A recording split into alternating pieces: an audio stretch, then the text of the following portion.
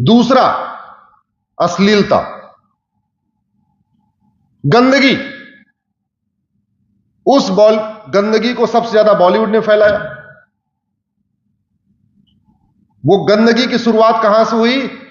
बॉम्बे से, उस महाराष्ट्र से जहां छत्रपति शिवाजी महाराज ने हिंदू राष्ट्र की कल्पना किया। वहां से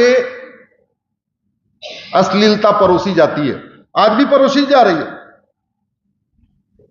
ओटीटी के माध्यम से, सीरियल के माध्यम से, एडवर्टीजमेंट के माध्यम से, फिल्मों के माध्यम से, कहानियों के माध्यम से परोसी जा रही कि नहीं परोसी जा रही है? उस अश्लीलता को आप रोक सकते हैं क्या? जोर से बोलिए जरा। नहीं रोक सकते। इस नशे को आप रोक सकते हैं क्या? नहीं। आप बहुत कर सकते हैं, अपने बच्चों को बचा सकते हैं। मैक्सिमम आप यही कर सकते हैं, अपने बच्चे को बचा सकते हैं। तो कहने का मतलब यह हुआ, चौराहे पे आग लगी है, आप अपने बच्चे को संभाल के लेके निकल जा रहे हो, बस आग बुझाने में आपका कोई योगदान नहीं। इसके लिए चिंतन करना पड़ेगा, इसके लिए सोचना पड़ेगा। ये नशे का कारोबार कौन करता है, किसके संरक्षण में होता है, कौन लोग हैं जो भारत को बर्बाद कर रहे हैं?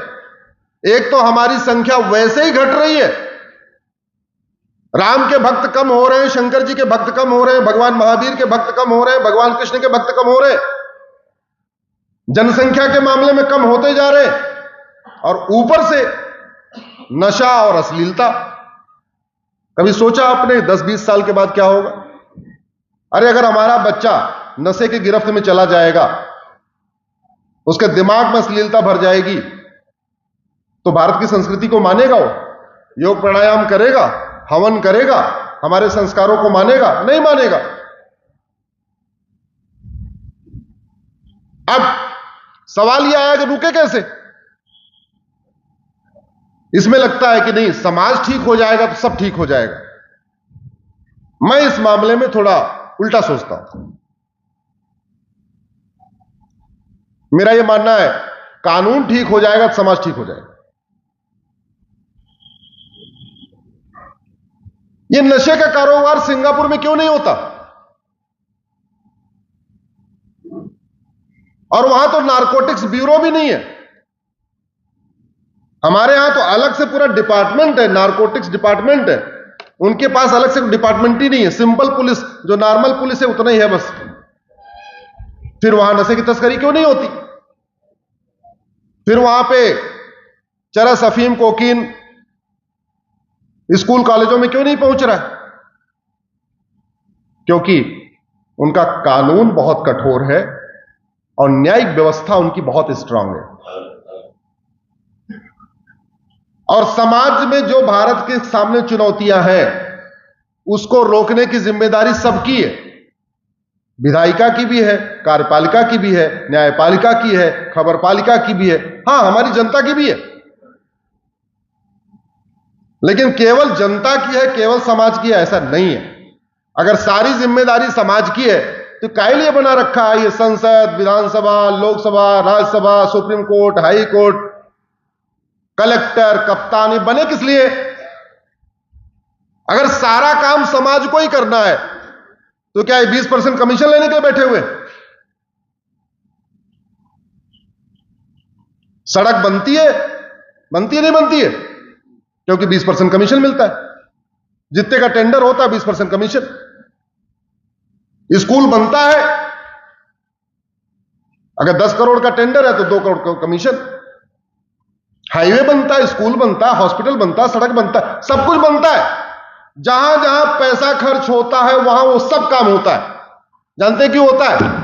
क्योंकि वहां पे कमीशन मिलता है।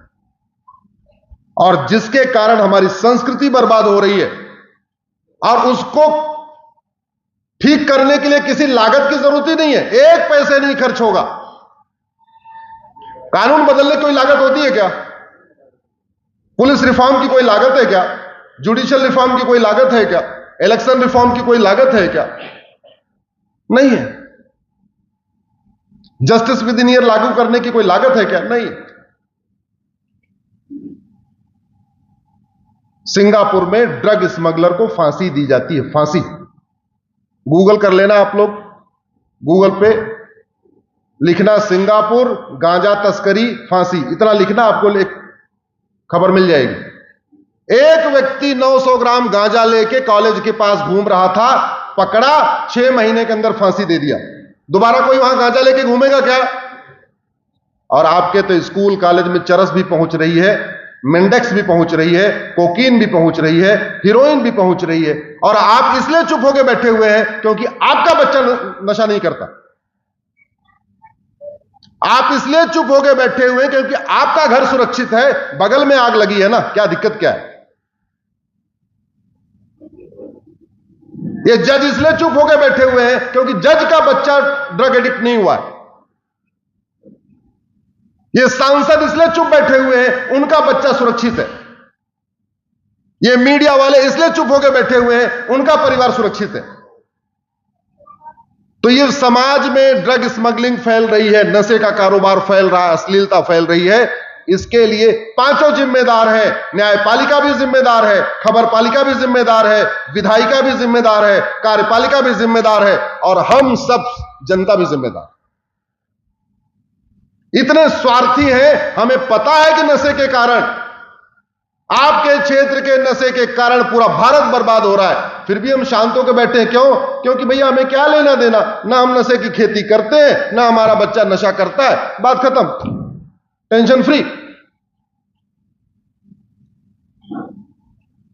अरे आपका परिवार सुरक्षित है, क्या पता आपका कोई रिश्तेदार फंस गया हो, शर्म के मारे न बता रहा हो, मजबूरी में न बता रहा हो, शादी विवाह रुक जाएगा, हो सकता है, ये भी तो हो सकता है। तो अब समय आ गया है इस नशे के खिलाफ, अश्लीलता के खिलाफ। लेकिन सवाल ये रुकेगा कैसे?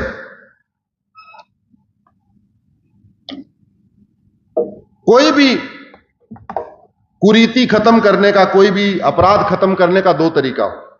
शिक्षा व्यवस्था ऐसी हो जो संस्कृति सिखाए, संस्कार सिखाए, धर्म सिखाए, अधर्म सिखाए, क्या सही है सिखाए, क्या गलत है सिखाए, ऐसी उच्च संस्कारी शिक्षा हो। दूसरा, दंड व्यवस्था ऐसी हो कि गलती से अपराध करने के बारे में सोचे तो उसके रोए खड़े हो जाए, ऐसा खौफ होना चाहिए। आज दिल्ली के आसपास पूरे एनसीआर में पूरा ड्रग का नेटवर्क फैला हुआ। हमारे यहां एक नोएडा में एमआईटी यूनिवर्सिटी है, सुना होगा आप लोगों ने। 9 बच्चे पकड़े गए हैं, वो ड्रग एडिक्ट नहीं हो गए थे, बल्कि बाकायदा वो सप्लायर हो चुके थे। आप जरा सोचिए ना उन मां बाप के ऊपर जिन्होंने अपने बच्चे को नोएडा एमआईटी यूनिवर्सिटी में इंजीनियरिंग करने के लिए भेजा था, लॉ करने के लिए भेजा था, और एमबीए करने के लिए भेजा था, उन पे क्या गुजर रही होगी। और उसमें कई बच्चे तो इकलौते थे जिन्होंने भेजा था इंजीनियर बनाने के लिए, अब वो बच्चे की जमानत के पीछे भाग रहे हैं। क्या उस माता पिता का कोई दोष है क्या? क्या उस बच्चे का कोई दोष है क्या? अरे भैया वो 18-19 साल का बच्चा है, कोई उसको बहलाएगा फुसलाएगा तो एक बार टेस्ट कर ही लेगा, एक बार टेस्ट कर लेगा तो थोड़ा अगली बार थोड़ा और टेस्ट कर लेगा। उस बच्चे की गलती है, मैं उसको ये नहीं कह रहा हूं गलत नहीं है, संस्कार में कुछ कमी थी, लेकिन सरकारों की भी तो कुछ जिम्मेदारी है ना। आखिर वहां तक पहुंचा कैसे? आपके मंदसौर की अफीम नोएडा पहुंची कैसे?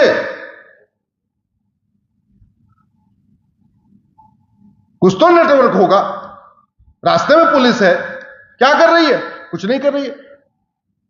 अच्छा, पूरा भारत परेशान है। आपने किसी नशा तस्कर की 100% प्रॉपर्टी जब्त करने की कोई खबर सुनी क्या? जोर से बोलिए जरा। किसी नशा तस्कर की नागरिकता खत्म होने का समाचार सुना हो क्या आपने? किसी नशा तस्कर को फांसी का समाचार सुना क्या आपने? नहीं। आइए, ये कानून बनाने में कानून कौन बनाएगा? सरकारें। सांसद बोलेंगे, विधायक बोलेंगे, तब जाके ये कानून बनेगा। तो मेरा यह मानना है, समाज के रूप में हम सबको आवाज उठाने की जरूरत है। हर समस्या की वाई एनालिसिस करिए, हर समस्या में 5 बार वाई लगाइए। कुछ समस्याओं का तीसरी बार वाई लगाने पे उत्तर मिल जाएगा, कुछ का चौथी बार वाई लगाने पे उत्तर मिल जाएगा, और उसका लिखना शुरू करिए। समाज केवल इतना ही कर सकता है बस। 75 साल के बाद जब मुझे पता चला कि वो वेश्यावृत्ति होती है यहां पे हाईवे के ऊपर, ये किसकी नाकामी है? किसकी नाकामी है बोलिए जरा। ये उनकी नाकामी है जिनके वेतन भत्ता गाड़ी बंगले पे हर साल 55,000 करोड़ रुपए खर्च होता है, वो आपका दिया हुआ है। भारत में कुल 5,000 सांसद विधायक हैं। इन 5,000 सांसदों विधायकों के वेतन भत्ता गाड़ी बंगला security free air ticket free rail ticket उनके पेंशन पे साल में 55,000 करोड़ रुपए खर्च होता है। ये 55,000 करोड़ आप जीएसटी के रूप में, इनकम टैक्स के रूप में, टोल टैक्स के रूप में, रोड टैक्स के रूप में, वैट के रूप में, टीडीएस के रूप में देते हैं। अगर वो एक छोटी सी समस्या मंदसौर की, वो स्थान क्या है उसको क्या बोलते हैं, उसको डोडर, इतनी ठीक नहीं कर पाए। अरे भैया कितने होंगे, 1000 परिवार होंगे, और कुछ मत करते। उन 1000 परिवारों में एक एक युवा को पुलिस में भर्ती कर देते, सेना में भर्ती कर देते, पूरी जनरेशन ही उनकी चेंज हो जाती। अगर एक एक परिवार से एक इमरजेंसी क्लॉज लगा के, जैसे नहीं दलितों के लिए बाकी लोगों के लिए अलग अलग स्कीम आती है, एक स्कीम लाते, एक बार चैन ब्रेक हो जाती, वो खत्म, समस्या खत्म हो चुकी होती। हो जाती नहीं हो जाती। दलित परिवार के लड़के हैं, वो दलित है ना सारे, और दलितों के बारे में इतना चिंता करने वाले दलित प्रेमी गैंग, जय भीम जय मीम, किसी ने आवाज उठाई क्या आज तक कि यहां कल्याण होना चाहिए? नहीं। ये क्या लाइलाज समस्या है क्या? इसका समाधान नहीं हो सकता है क्या?